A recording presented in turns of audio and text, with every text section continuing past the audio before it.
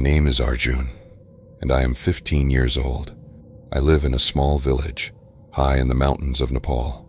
My family consists of my father, who is a farmer, my mother, who is a wonderful cook, and my little sister, Mira. Every day, we wake up early. The sun rises, and we start our day by helping my father in the fields. It's hard work, but it's also fun to be outside in nature. After breakfast, Mira and I would often play by the river while Dad worked. One day, Dad said he needed to gather firewood. He asked me to go with him, since it was quite a distance to the forest. I thought this would be an adventure.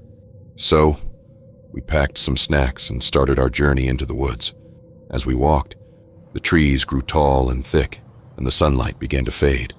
We heard birds singing, and the sound of a gentle breeze. "We should be careful," Dad said. "It's easy to get lost here." I nodded. After collecting enough wood, we decided it was time to head back.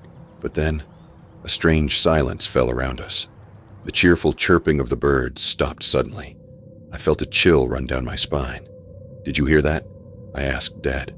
He looked worried but said, "It's probably just the wind."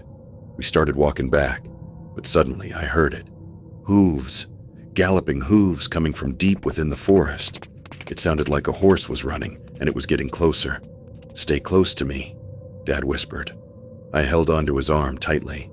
We both glanced around, our hearts racing. The noise grew louder and louder until it suddenly stopped. We stood there, frozen in fear, and then we saw it. A ghostly figure appeared from behind the trees, riding a horse. But the shocking part, the rider had no head. I gasped and took a step back. "Dad, what is that?" I said, my voice shaking. "I don't know, but we need to run." Without thinking, we turned and ran deeper into the woods. The headless ghost began to follow us, its horse galloping like thunder. "Just keep running," Dad shouted.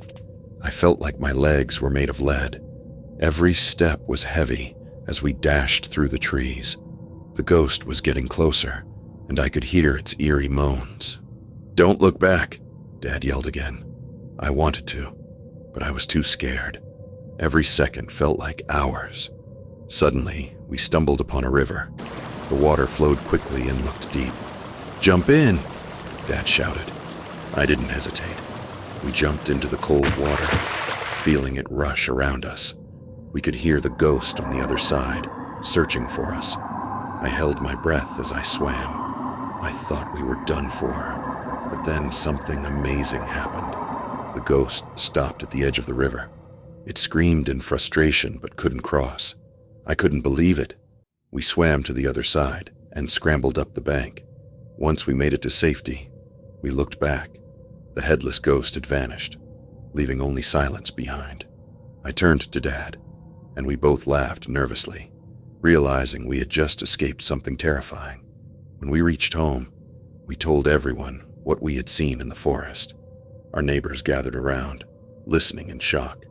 Then an old man, the oldest in the village, stepped forward. His face was serious and his voice low. "The mountains on the other side are cursed," he said. "Cursed by the headless horse rider.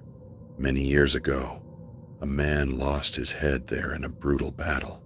Since then, his restless spirit haunts those woods. People should avoid going that way." My heart pounded as his words sank in.